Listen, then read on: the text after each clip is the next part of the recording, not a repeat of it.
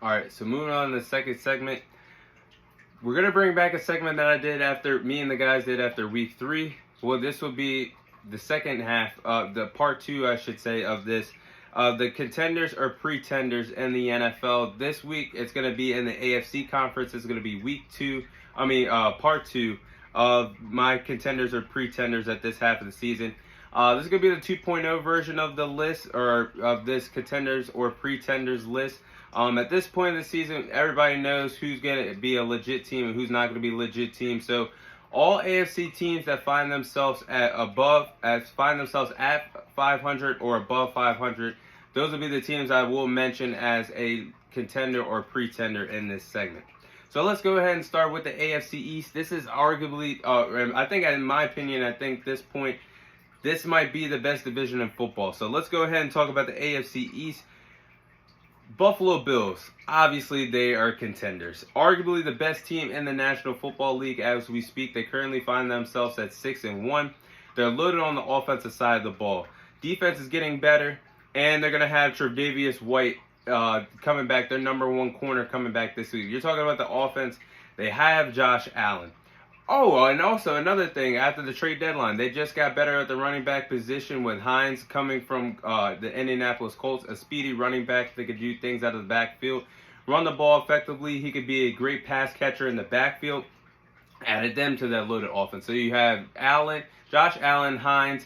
You have Stephon Diggs, one of the best receivers in the National Football League, a top 5 wide receiver. Pretty much a student of the game. He's a great route runner, one of the best route runners in the National Football League today. They have Gabriel Davis. They have Dawson Knox at the tight end position. Their defensive line is highlighted by their defensive pass rusher they have in Von Miller, who is coaching up that entire defensive line to bring their A game on a nightly basis. Their defense finds themselves without Tre'Davious White as a top 5, top 3 defense in the National Football League, and now you're adding him back to the mix. This team even gets better. And if they lock up the number 1 seed, they keep this up. I just don't think anybody's going to beat them anytime soon.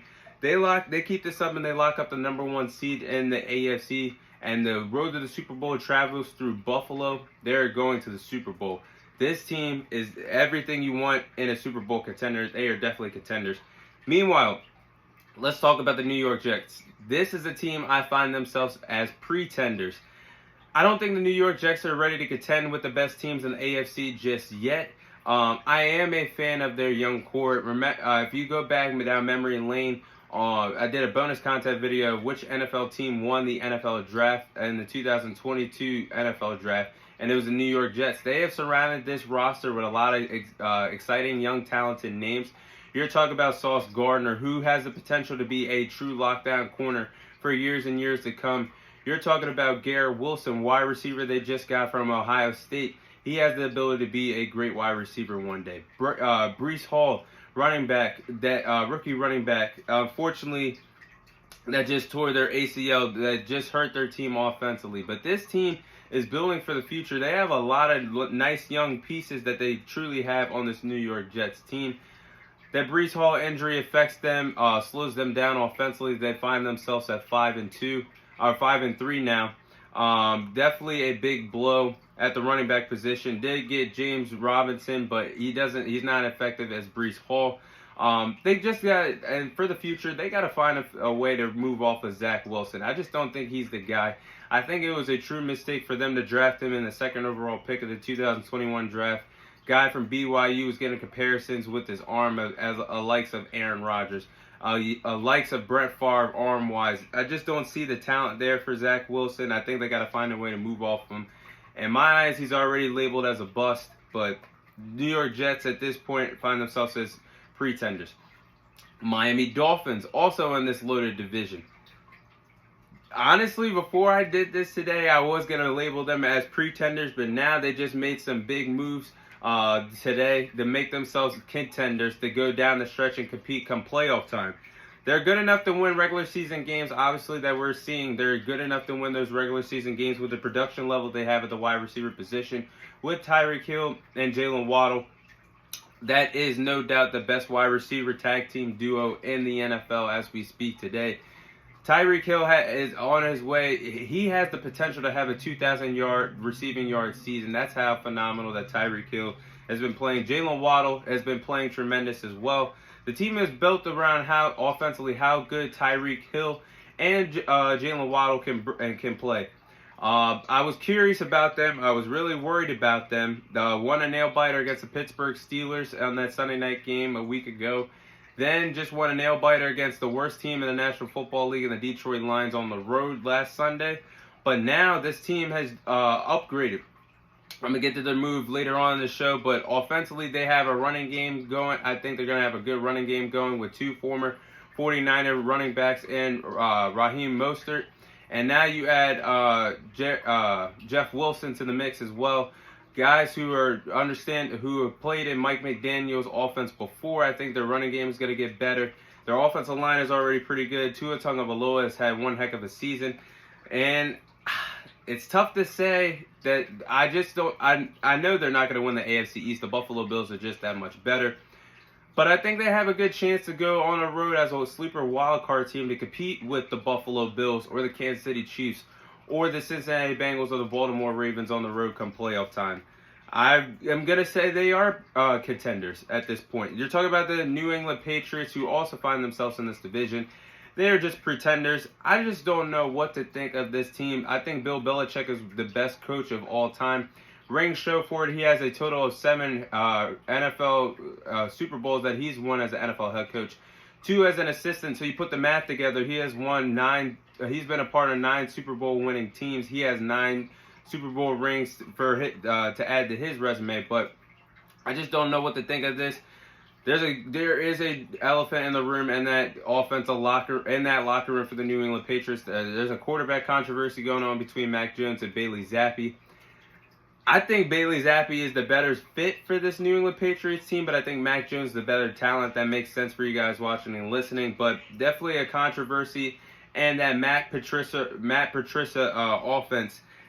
Defense plays great one week and then disappears the next week. That's not going to be good enough to contend and compete with anybody in the AFC.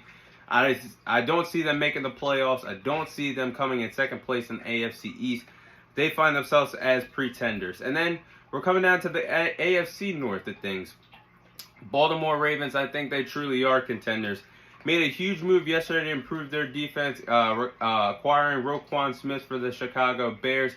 That is a great pickup, especially at the linebacker position. I think Roquan Smith is one of the best linebackers in the NFL today.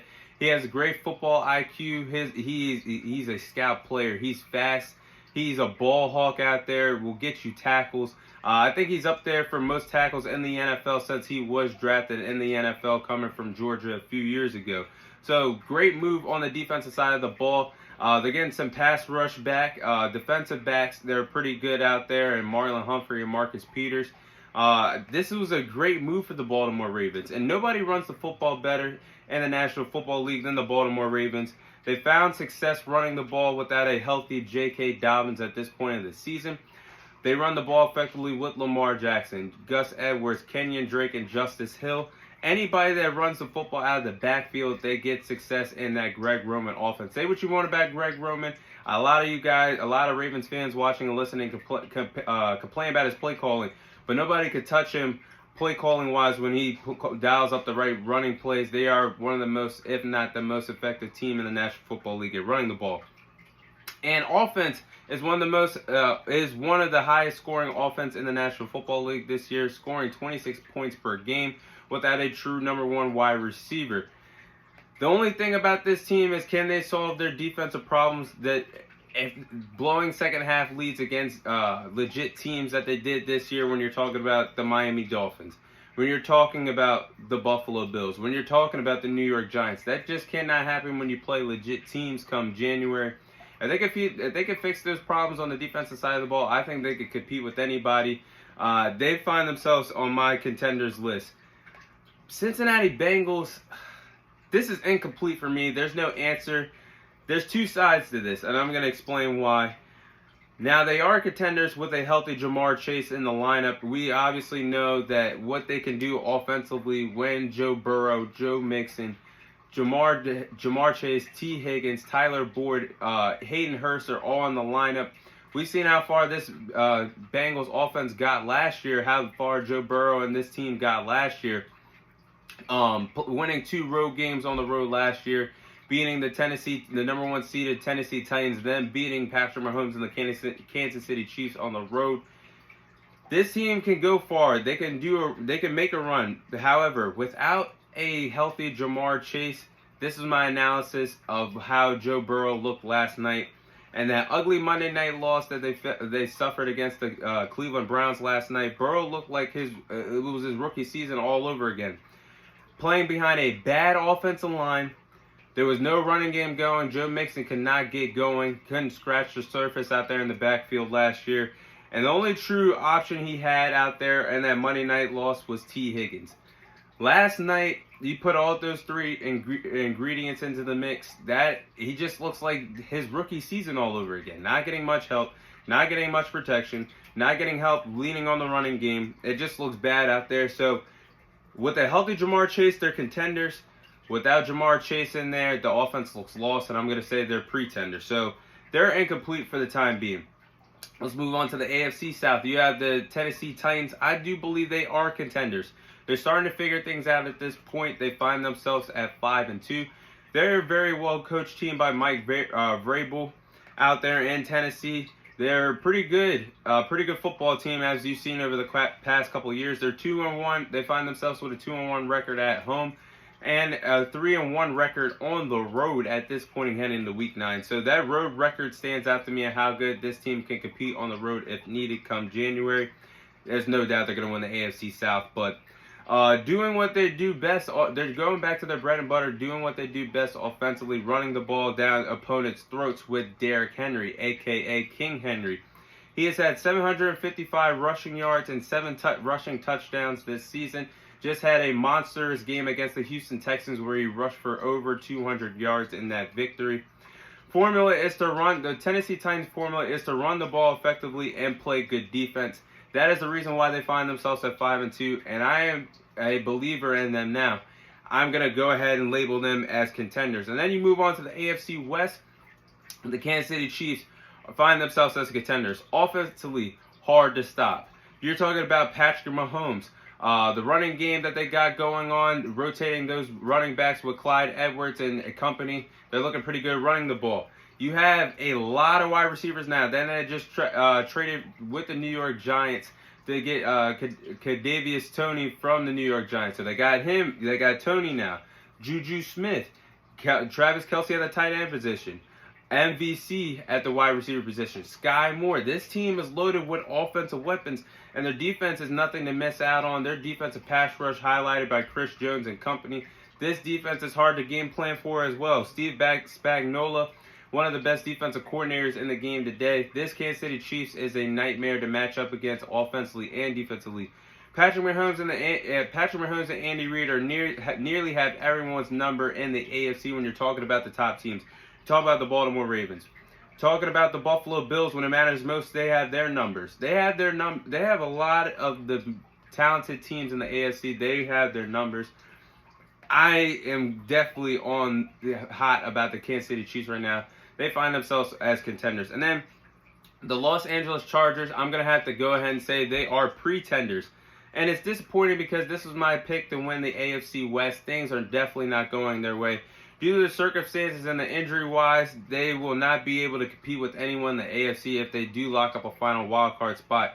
The injuries that they have right now, Keenan Allen is hurt. J.C. Jackson is hurt. Mike Williams is hurt. Joshua Palmer is hurt. Rashawn Slater is hurt. Joey Bosa is hurt.